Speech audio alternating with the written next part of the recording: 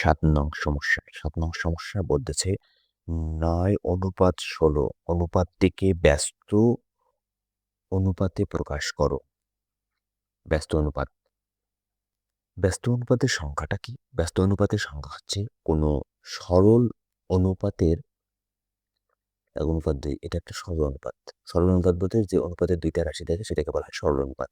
কোনো সরল অনুপাতের পূর্ব রাশি কি? এটা হচ্ছে পূর্ব রাশি। উত্তর রাশি এটা হচ্ছে উত্তর রাশি। তো পূর্ব রাশিকে উত্তর রাশি এবং উত্তর রাশিকে পূর্ব রাশি করে প্রাপ্ত অনুপাতকে ওই সরল অনুপাতের ব্যস্ত অনুপাত বলে। সোজা ভাষায় আমরা যদি বলি, অনুপাতটাকে যদি উল্টে দেওয়া হয় তাহলে তার ব্যস্ত অনুপাত পাওয়া যায়। অর্থাৎ এই দুইটাকে সামনে নিয়ে আসেন আর এই একটাকে পরে নিয়ে যান, তাহলে 2:1। এটা হচ্ছে ব্যস্ত অনুপাত।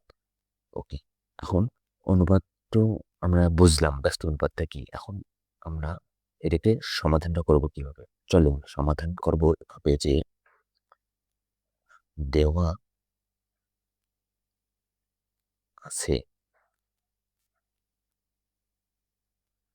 কি দেওয়া আছে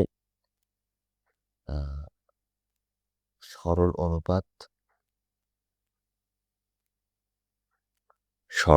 অনুপাত কত দেওয়া আছে?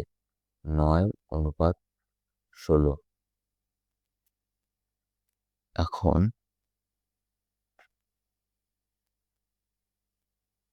অতএব 9:16 এর ব্যস্ত অনুপাত হবে ইকুয়াল টু 16:9। এই হচ্ছে আমাদের 7 নম্বর সমস্যার সমাধান। হ্যাঁ, খুবই ছোট অঙ্ক।